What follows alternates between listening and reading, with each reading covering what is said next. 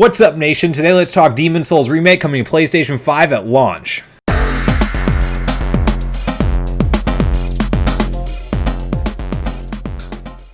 Wow. Okay, so can we all just agree that that was some of the most amazing gameplay 4-minute trailer that we've ever seen? I don't know about you guys, but I got straight up goosebumps while watching the new gameplay for Demon's Souls and hearing the audio and the visuals and just everything came together. Super excited to see in-game engine footage and see what the combat actually looks like in this game. Bluepoint did an incredible job in my book. I couldn't be more hyped. We're talking November 12th is going to be the launch date for the PlayStation 5 in most countries, and then around the entire world on November 18th. You can pre-order them starting tomorrow. We're getting Demon's Souls Remake confirmed as a launch title on the PlayStation 5, so it's an extremely exciting time. So we're going to talk through all the details that we saw in the trailer. We're going to talk through gameplay changes that we've noticed and tweaks, and we're going to talk through just the environment they created, because I don't know about you guys, but it stood out to me as a true next-gen title. This does not look like something that they took lightly and that they just rushed out. It looks like something that they went above and beyond for, and I couldn't be more excited to see the final project when it launches on November 12th. So with that, let's dive into the details, and before we do, I just wanted to quickly invite everybody to join Sunbro Nation. If you haven't already, do so by subscribing below, hit the like button on this video if you enjoy the content, and then make sure you turn on the bell notification icon, as we're going to be covering all the news leading into the Demon's Souls launch and Elden Ring as we get new news on that, hopefully one day, fingers crossed. So with that, guys, let's dive into the details. Alright, so the first thing we got to talk about is just simply the visual fidelity of this game. I mean, wow, it's really something that is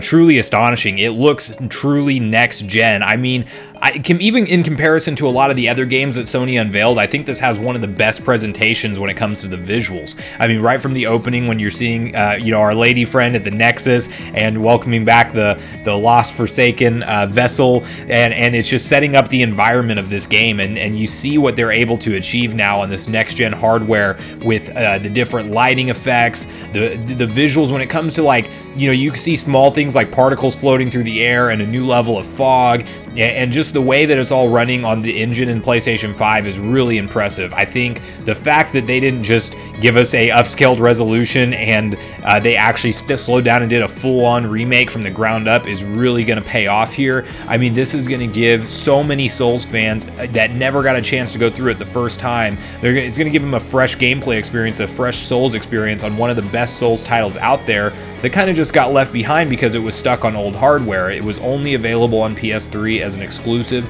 and there was no good way to play it on a newer technology other than maybe emulating it, on your PC. But at that point, it's asking players a lot, because you have to have a real beefy hardware PC just to run PlayStation 3 games smoothly. So really glad to see that Bluepoint did this game right. Really glad to see some of the gameplay changes. It does look like they've really streamlined the combat. It is definitely slower than what a Dark Souls 3 was, but then at the same time, the quality of the animations and the accuracy, I think, that's going to come along with the slow, methodical pace of Demon's Souls, I think it's going to pay off. It doesn't look like it's, they speeded it up maybe a little bit more than the original, but it doesn't look like it's something where it moves too slow. I think it's the right pace for this game, because you don't want to have to just speed everything up, bosses and everything in general. Demon's Souls was quite a bit slower than what some of the other Souls games were. Definitely more of like a Dark Souls 1 speed is probably what it's comparable to. The original maybe even a little bit slower than that, but I'm really excited for all the Souls fans to be able to go through this, and then I couldn't be more pumped just to play through it again. I've only beaten it once on the PS3, and I had a fantastic journey through the game, and now that we're going to see this recreated from the ground up, I just think that it's wow, like what a great time to be a Souls fan right now. So if hopefully this is enough to hold everybody over for Elden Ring news, I know it is for me.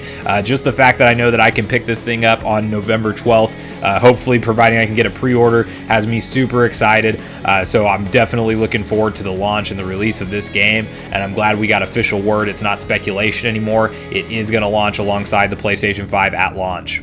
And then the next thing I think to point out is some of the subtle changes in character animation. I mean, I think we definitely saw a couple of new additions there. One of the things that really stood out to me is like if you get, the riposte and then a front stab on somebody, that you can actually now pick them up on your sword like a spine buster type animation and slam them into the ground with the sword stabbing down into them. And I thought that was really cool. I don't think we've ever seen a finishing move like that quite hit that hard in Demon Souls before, or even any of the Souls games for that matter. So I thought it was cool that they added in some extra animations there. And then even little small touches and tweaks, kind of like you could hear your character's kind of breath more. I don't know if anybody else noticed that, but it's like you're kind of breathing heavier, and it almost helps add to that, real quiet Souls environment. You're hearing your footsteps, but then now you're hearing the breath of the character, like he's breathing in and out, almost like in a panicky type of way. So I thought it was a really nice touch that's going to hopefully add to the darkness of the environment and the stress of the environment that we're going through. So again, just little small tweaks, definitely not like anything crazy, but just little small touches that are going to help deliver that feeling that Demon Souls tries to convey to its players. So I'm really excited that they did add in those small tweaks to help add to the environment and the overall atmosphere of the game. And then, of course, I was assuming that this game is running probably at the max resolution and not the max frame rate from this gameplay. So it's hard to tell if we were looking at 60 frames per second or if we were looking at the highest fidelity graphics mode. I'm assuming on something like a PlayStation 5 showcase that they're going to have everything turned up to max when it comes to the graphics fidelity and not the frame rate, since that's not near as noticeable in a video as it would be when you're playing the game. So it's yet to be confirmed on which mode we were seeing presented to us here, but it was obviously something that I think that it's safe to say that this is probably the highest graphic fidelity mode as opposed to the 60 frames per second, which is fine. I don't think that we might not even need to we might not notice a huge difference if we do bump it down to that graphic fidelity mode versus the frame rate mode. That's one thing that I still really want to see Blue Point come out and announce, and hopefully they show like a side-by-side comparison as we get closer to the actual release date of the game, because I would love to know, and I'm sure many other fans would as well, what's the actual difference in performance that we're going to be looking at here when we switch between these two modes. So that remains to be seen, but something that we'll hopefully get more information on soon. Another thing that stuck out to me is that they're obviously playing with like the HUD turned off overall, because you could see whenever you were in combat with the first boss there that we didn't have a health bar on either our character or the boss itself. So we did see the "you died" animation pop up whenever he failed against the boss, but we obviously don't know if we had any healing items. We don't know what our health bar was, and we don't even know what the boss's health bar was. So I think that that's probably something that they enabled just to show off the graphics of the game and not distract anybody's attention. I definitely don't think that this game is only going to be playable in that mode. I'm sure that they just disabled the HUD while they were presenting the game, but that was something that I did want to see. I kind of wanted to know what healing items looked like, because in the original game we had the crescent grass and you could actually just kind of farm that. And towards the back half of Demon Souls, that's the one thing I will say, is that it's probably one of the hardest Souls games starting off, but whenever you turn a corner and you kind of have enough healing items that are stored, it does become easier, because you're not starting back from the bonfire each time with the same set amount of health.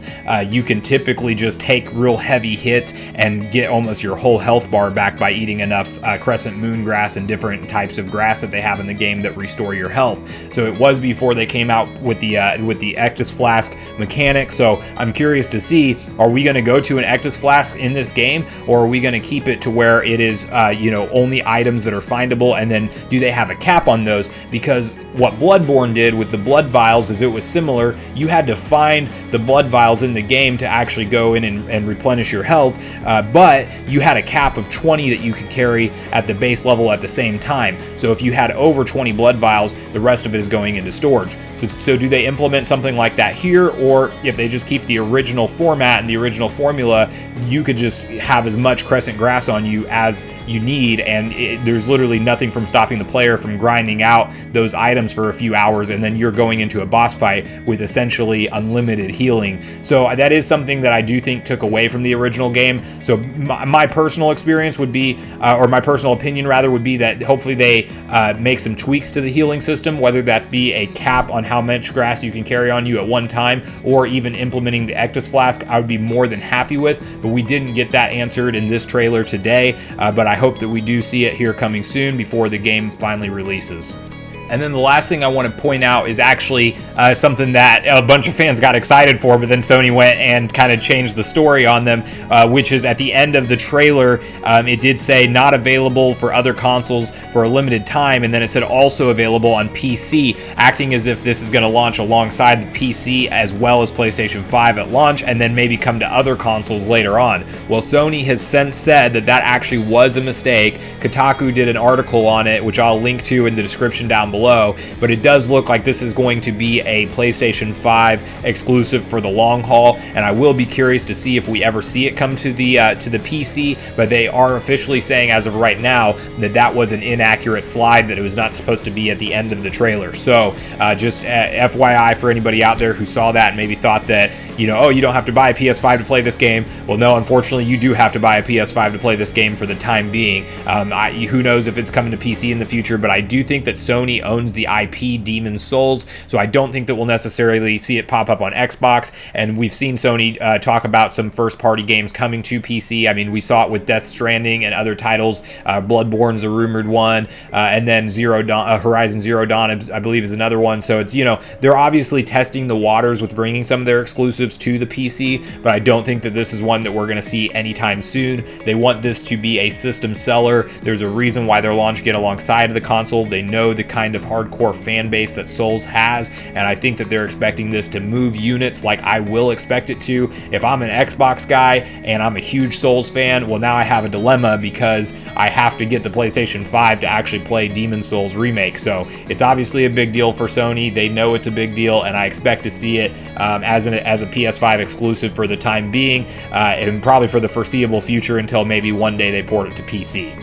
Thanks so much for sticking around to the end of the video, everyone. I do truly appreciate it. On your way out, I would just ask you all to leave me a comment. I would love to know what you guys are most looking forward to with this Demon's Souls remake. Were you impressed by the footage that we saw today? Tell me if you're going to pre-order it day one, or are you trying to pre-order the PlayStation 5 console and the game tomorrow? You let me know that. I would love to get a back and forth conversation started. Were there things that disappointed you in this gameplay, or was it all positive? For me, it's definitely positive, but I would love to get that back and forth conversation started. I will respond to all the comments left in my videos. And then I did just want to invite everybody one more time quickly to join Sunbro Nation. If you haven't done so already, do so by subscribing below. Hit the like button on the video if you did enjoy the content, and then make sure you turn on the bell notification icon so you're notified when the new news hits. I will continue to cover Demon's Souls Remake news as we lead into the launch of the PlayStation 5 console and the launch of the title, and then we'll also be covering all things Elden Ring when hopefully we see some clip of gameplay or next steps or any kind of articles that get posted.